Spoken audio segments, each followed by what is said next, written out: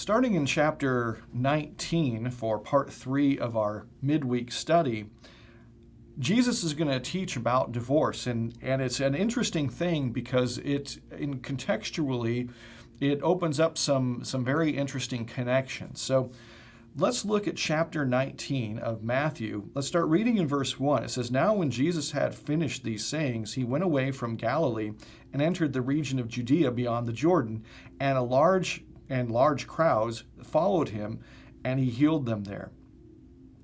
And Pharisees came up to him and tested him by asking, 'Is it lawful to divorce one's wife for any cause?' He answered, 'Have you not read that he who created them from the beginning made them male and female, and said, Therefore a man shall leave his father and his mother and hold fast to his wife, and the two shall become one flesh? So they are no longer two, but one flesh. What therefore God has joined together, let no man separate.'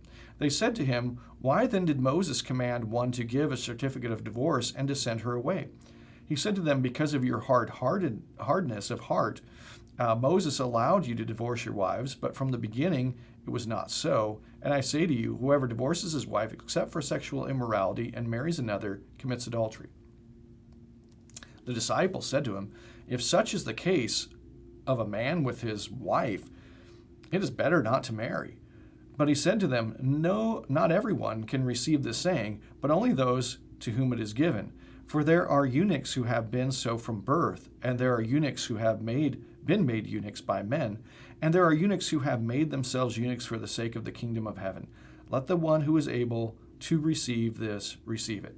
So the interesting thing here from a standpoint of context is Jesus has been talking about the forgiveness of sins. And he's been talking about it in a way that is a challenge to how we as human beings perceive this and what we would call the kingdom of man. Remember that Jesus has been trying to draw his disciples away from looking at the kingdom that he's inaugurating as just one more of a man's kingdoms, just this one will be better. And it's interesting that he does that because really that's something that's still an issue. Everybody thinks that if only their candidate gets elected, if only their government is put into power, if only their political philosophy becomes the law of the land, that it will usher in some kind of a utopia and everything will be better. And really what happens is there's a string of unending disappointments to that desire and that hope. And that's kind of fascinating that we never lose hope in the kingdom of man. And I think that what we see here is the disciples are no different than anybody else from that standpoint. They want to see this new kingdom where Jesus is an earthly king. They want to see that inaugurated. But Jesus is actually drawing their attention away from that and saying, no, that's not really what's happening here. I'm inaugurating a completely different kingdom. It's the kingdom of God, different foundations, different everything. And toward that end, what he's been talking about is that there's a need that people have to love one another in the heavenly kingdom and to not do what we typically do in man's kingdom, which is to sacrifice one another for our own gain. Now, he's been talking about, in relation to that, the idea of forgiveness. He talked about what to do if your brother sins against you. He talked about the parable of the unforgiving servant. And now in chapter 19, we have to see that there's a change of immediate geographical context. So in 19:1, it says, "Now when Jesus had finished saying these things, he went away from Galilee and entered the region of Judea beyond the Jordan." So what Jesus is doing is he's entering a new area. And so this thing that he's been talking about is kind of, there's a change of scenery here. There's a change of geography. And now he's going to start in because he's going to get a question and be tested by the Pharisees. Now, this is interesting because the Pharisees are in an unusual position. It says that the Pharisees came up to him and tested him by saying, "Is it lawful to divorce one's wife for any cause?" Now, the reason that they did this is because there's a couple schools of thought at the time about divorce. One school of thought was that you could really divorce your wife for any reason. You just needed to tell her, "I divorce thee, I divorce thee, I divorce thee," 3 times, and you were divorced. and you could really do it for any reason. Then there was a school of thought that no, that's not the way that it works. There's some stipulations behind this, and there has to be certain reasons. But there was still, it was very, the idea of divorce was still very generous. The question is, can you do it for any reason at all, or can you do it just for a lot of different reasons? And Jesus is really coming down on neither one of their sides. And this is kind of fascinating that it's coming from the religious leaders here. Now, in order to understand exactly what's happening, you have to understand a couple of different things. First of all, you have to understand that God marries his people. And so God is the husband to his people who are the bride. And so there's that thing going on. Then you also have to understand that any kind of a leader, whether it's a king or in this case, the religious leaders are kind of functioning in that way. You have a leader, that leader is kind of seen as being married to his people. The reason is that there's a covenant of unity in all these different levels that we're looking at. There's a covenant of unity between God and his people. There's a covenant of unity between a king and his people. When the king acts, he acts on behalf of all the people. They're seen as being united, so there's no differentiation. And in fact, we still view it this way today. We've talked many times about the fact that when the United States was attacked at Pearl Harbor on December 7th, 1941, that we didn't say, oh, well, those pilots attacked us, or we didn't say, oh, the emperor attacked us. We said the nation, Japan, attacked us. And we still think like that today. So the issue here about divorce is interesting because remember that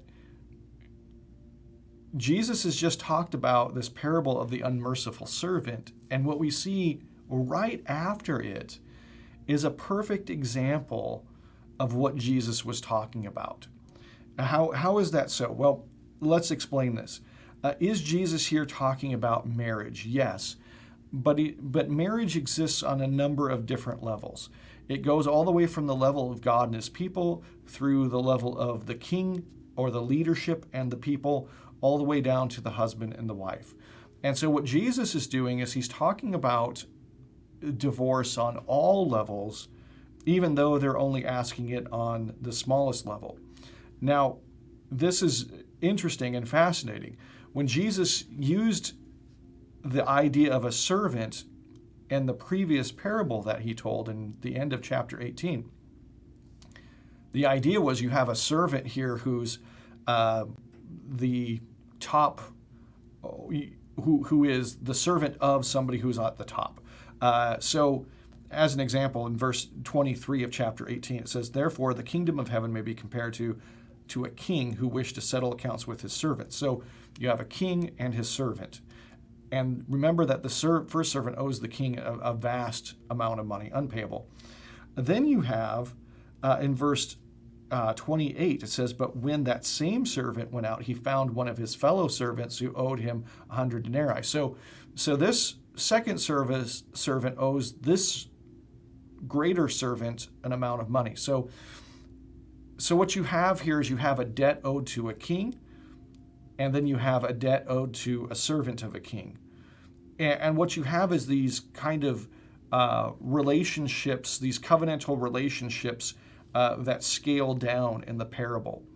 That's really important because that's what really Jesus is going to be addressing here in this idea of divorce. Is what he's really looking at is he's looking at the fact that God has not divorced the Pharisees. And so should the Pharisees then be able to turn around and divorce their physical brides?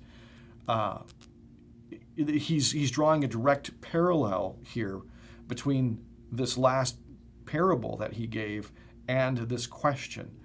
So he asks,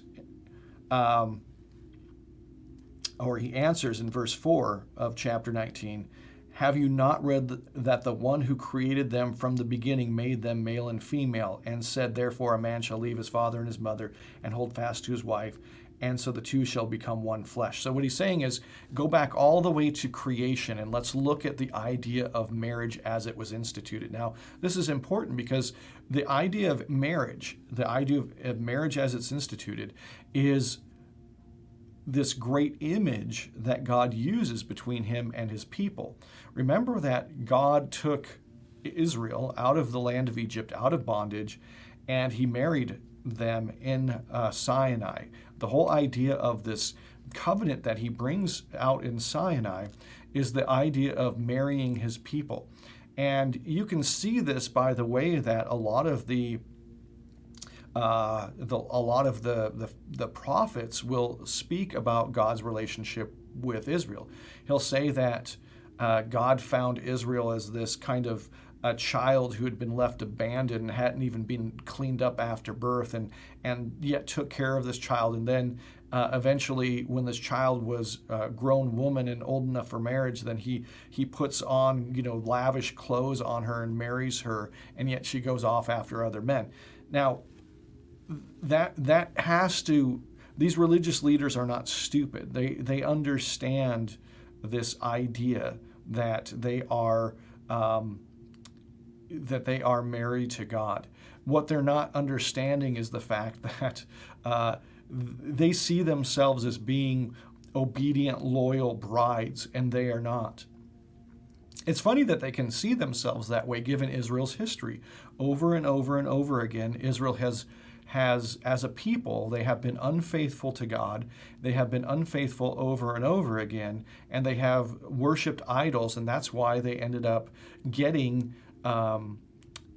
taken into captivity and finally returning after a long exile. So that's their history. Now these Pharisees will say, "Oh no, yeah, well that was those people." But we're not like that. We're Pharisees. We're we're right with God. Us and God, we're super close. We're so faithful to him. But what Jesus has been pointing out over and over again is no, they're not, because of things like this question. This question is, how do we get rid of these wives that we don't want? Can we do it for any reason, or are there only a whole bunch of reasons? That's really what they're asking. And what he's pointing out in his answer is that you don't really understand God, because God said a husband and a wife are joined together and they are a union that is inseparable. And so they say, well, if that's the case, well, then why did Moses say, you have to give your wife a certificate of divorce? And he's saying because God was making a concession to the fact that you guys are hard-hearted and you don't have the same kind of love for one another that God has for you. And so the issue here is that they're completely missing the point. They're completely missing it. And they are not as close to God as they think they are. And the reason is because they're not as close to one another as they should be if they're going to be like God. And so there's a rift between them as leaders of the people and the people. There's a rift between them as husbands to their wives. And there's a hard-heartedness and a callousness in both of those things. So then we go down to verse 10, and the disciples hear Jesus saying this, and they say, wow, if this is the case, then maybe it's better not to marry. If this is the case, maybe it's better not to marry. And the interesting thing is that Jesus' response to them is funny. We don't get the humor in it because we don't understand the ancient Near Eastern mindset. They're like, look, if this is the case, man, it's why should we even? We shouldn't even marry. I mean, if we have to stay with our wives and can't divorce them for any reason, or just even a whole bunch of reasons, I mean, geez, that's rough. That's, gee whiz, what are we going to do? What are we going to do about this? And so Jesus is actually being kind of playful here in his response. And a lot of people read this and say, well, I don't get the response about eunuchs. Well, remember what a eunuch is somebody who has been emasculated And he's saying, well, there are eunuchs who are emasculated, and they they're like that from birth. They just were born that way. And then he says, there are eunuchs who have been made eunuchs by men. So one of the things that would happen is often what people would do is if they bought a slave, and remember slavery was incredibly common back then, if you were a king who had a bunch of slaves taken in battle, or you'd purchase slaves, and you wanted them to focus on their jobs. You have one that's like the head of accounting for your kingdom or whatever, and you don't want him just working 8 to 5 and going home to his wife and wanting time off for vacation, to see the Mediterranean. You didn't want him to do all that kind of stuff. Well, you might make him a eunuch so that he's focused on his job. The same thing would happen is if you had, let's say you had guards for your harem. Those guys were regularly made eunuchs so that they couldn't cause problems for the king in his harem. So he's saying that there are some people who are born eunuchs, and there are some people who have been made eunuchs by men, and there are eunuchs who have made themselves eunuchs for the sake of the kingdom of heaven. And he's basically saying, well, here's the deal. If this is such a rough thing for you, maybe you should make yourself a eunuch for the kingdom of heaven. He's basically, I think there's a sense in which he's kind of teasing them. I think he's saying that this is really that hard. But if you find it really hard, just make yourself a eunuch. You'll be fine. And so I think it's kind of a funny thing that he responds to with here. And so what is Jesus really saying through all of these things? He's saying that the kingdom of heaven is one in which God cares so much for us, and the glory of being loved and cared for by that kind of God is such that it leads you to turn around and treat other people differently. It leads you to turn around and treat them with love instead of with the kind of backbiting, the kind of scapegoating, the kind of trying to get even that the kingdom of man operates with. And you need to understand this if you're going to be great in my kingdom. And so we thank you for joining us today, and we hope to catch you next week.